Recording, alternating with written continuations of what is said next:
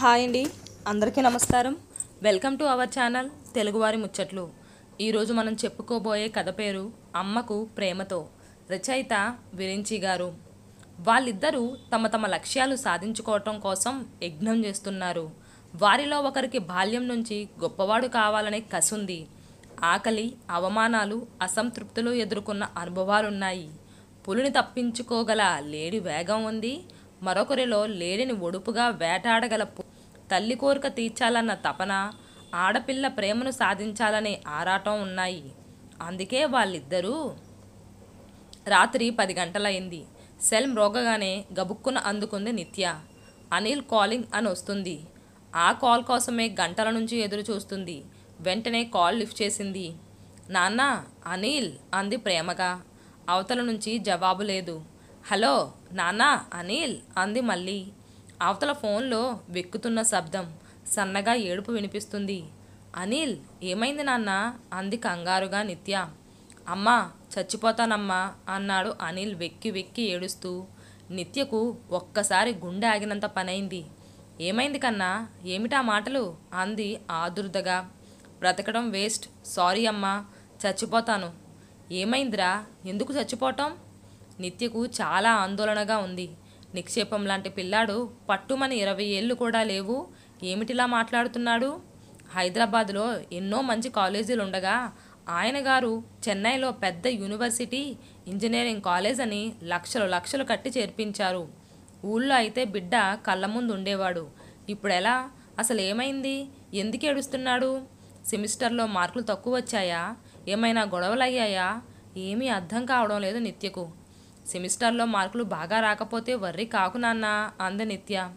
చా, మార్కులు కాదమ్మా, నా బ్రతికే బాగాలేదు. ఇంత మోసమా అమ్మా అన్నాడు ఏడుస్తూ.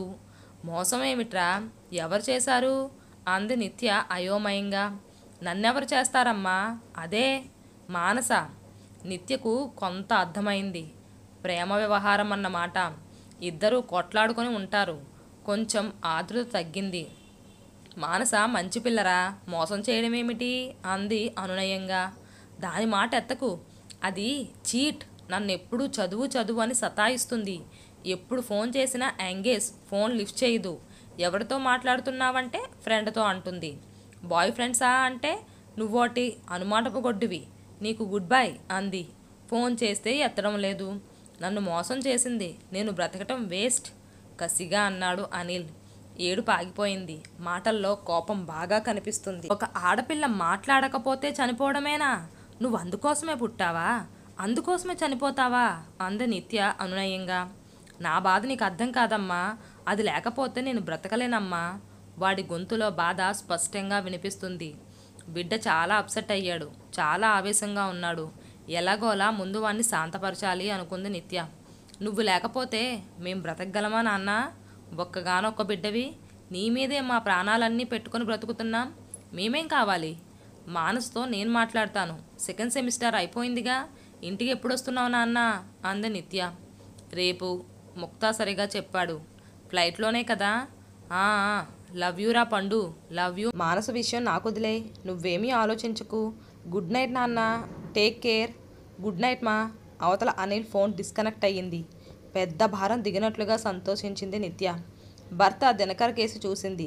గుర్రు పెట్టి నిద్రపోతున్నాడు. లైట్ ఆర్పి పక్కనే నడుం వాల్చింది. ఉదయం 10 దినకర్ ఆఫీస్లో ఇన్స్పెక్షన్ ఉందని వెళ్ళిపోయాడు. రాత్రి జరిగింది దినకర్కు చెప్పలేదు నిత్య. ఉదయమే లేచిన దగ్గర నుంచి నిత్య సెల్ ఫోన్లో మానసతో మాట్లాడడానికి ప్రయత్నిస్తూనే ఉంది. సెల్ రింగ్ అవుతుంది కానీ మానస లిఫ్ట్ చేయటం లేదు. పక్కింటి అమ్మాయే కదా అని 6 ఏళ్ల నుంచి తెలుసునని, తమ కులమేనని చనువుగా ఉన్నా పట్టించుకోలేదు. వాళ్ళ చనువు శృతిమించుతుందని తెలిసినా చూసి చూడనట్లు ఊరుకుంది. అమ్మా, మానస నీ కోడలైతే బాగుంటుంది కదూ అని అనిల్ అంటే, అంతకంటేనా అంది తను. ఇలా జరుగుతుందని తను ఊహించలేదు. అనిల్ విమానం దిగి క్యాబ్లో ఇంటికొచ్చాడు. అనిల్ కోసమే ఎదురు చూస్తున్న నిత్య ఎదురెళ్ళి రానాన్న అంటూ బ్యాగ్ అందుకోబోయింది.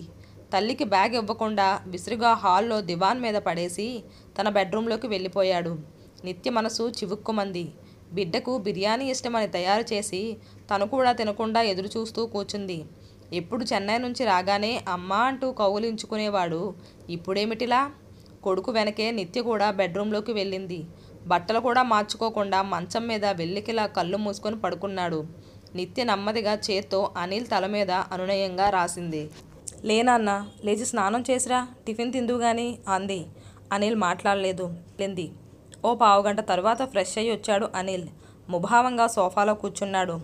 నిత్య తన చేత్తో అనిల్కి టిఫిన్ నోట్లో పెట్టినా ఆకలి లేదు అని చెయ్యి తోసేశాడు.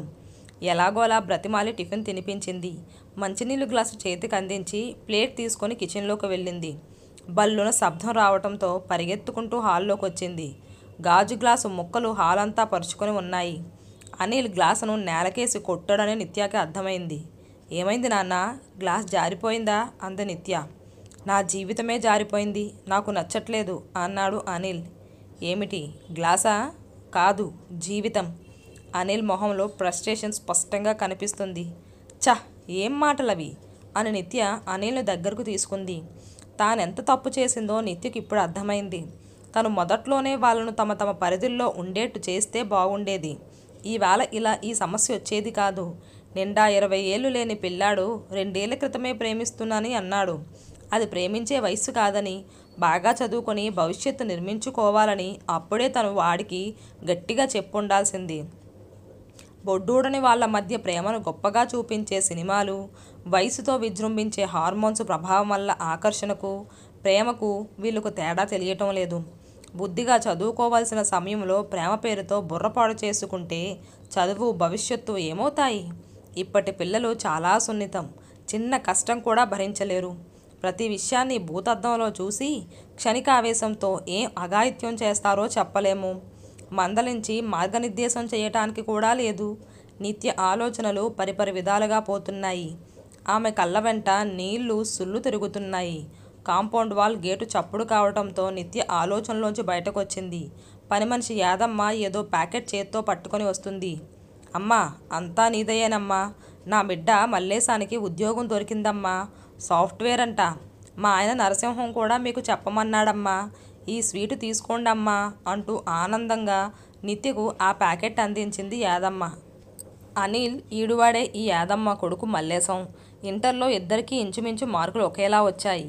అనిల్ పెద్ద కార్పొరేట్ కాలేజీలో చదివితే మల్లేశం సర్కార్ కాలేజీలో చదివాడు. సిటీలోనే ఒక చిన్న కాలేజీలో బీటెక్ చదువుతున్నాడు. అతని చదువుకు వీలైన సహాయం చేస్తూనే ఉంటుంది నిత్య. క్యాంపస్ సెలక్షన్ వచ్చినట్టుంది అనుకుంది. చాలా సంతోషం యాదమ్మ, నీ కొడుకు ప్రయోజకుడయ్యాడు. నీ కష్టాలు గట్టెక్కినట్టే. ఇక పెళ్లి చేసేయొచ్చు అంది నిత్య నవ్వుతూ. పసిపిల్లాడికి పెళ్ళేంటమ్మా? ప్రేమ పెళ్ళంటే మా మల్లేశానికి అస్సలు గిట్టదు. నా బిడ్డ ఈ కాలం పిల్లగాడు కాదని మీకు తెలుసు కదమ్మా. బాగా చదువుకొని కలెక్టర్ అవుతాడంటున్నాడమ్మా అంది యాదమ్మ ముసిముసిగా నవ్వుతూ. యాదమ్మ మొహం 1000 క్యాండిల్స్ బల్బులా వెలిగిపోతుంది.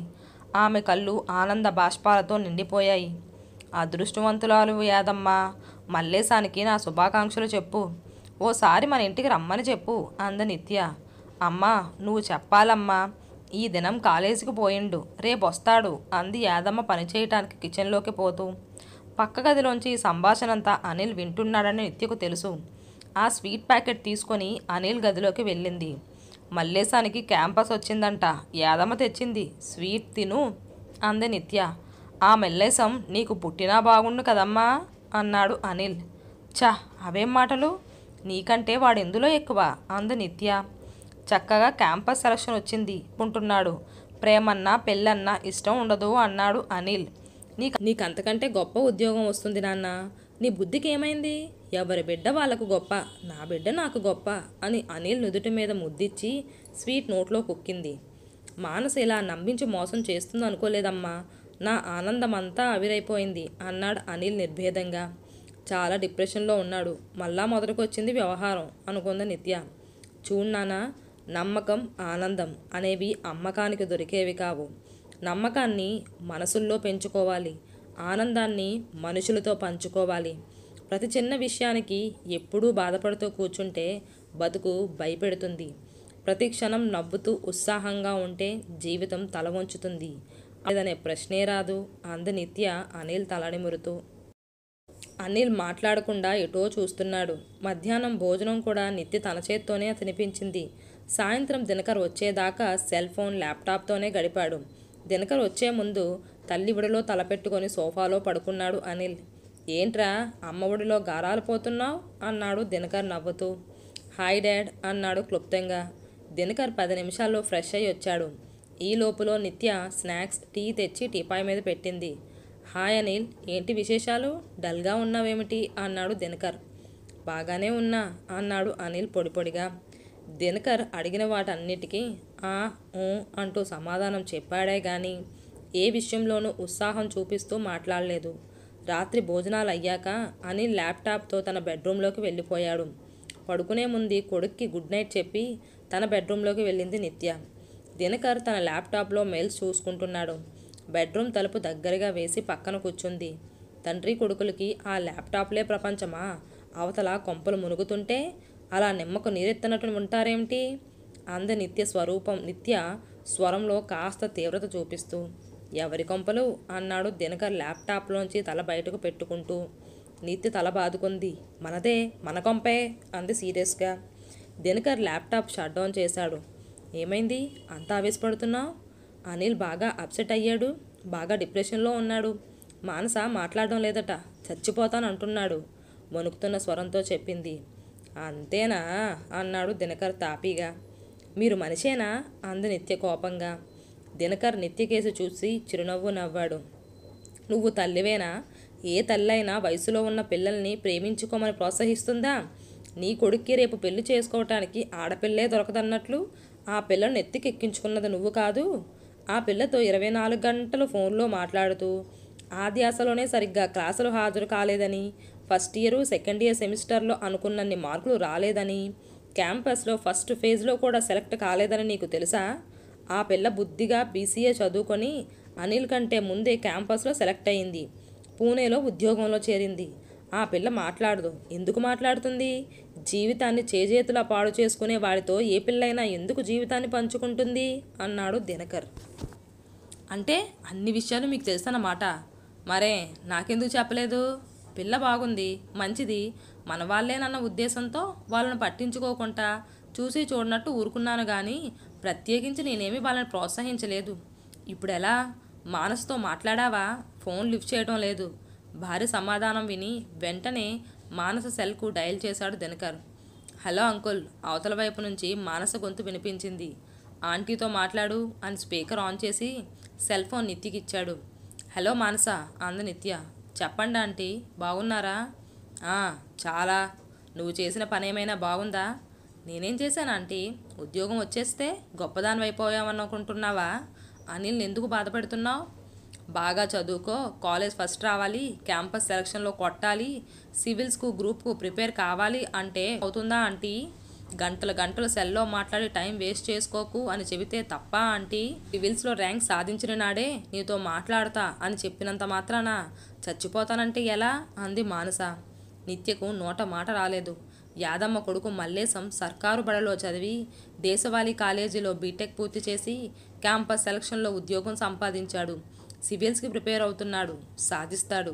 కార్పొరేట్ కాలేజీలో ఇంటర్ చదివి చెన్నైలో గొప్ప యూనివర్సిటీలో బీటెక్ వెలగబెట్టి లక్షలు ఖర్చు చేశాక అనిల్ ఏం సాధించాడంటీ? అంటే వాడు సివిల్స్ రాస్తేనే వాడితో మాట్లాడతావా అంది నిత్య ఆవేశంగా. రాస్తే కాదు, సాధిస్తే ఆంటీ అంది మానస. కోపంగా సెల్ డిస్కనెక్ట్ చేసింది నిత్య.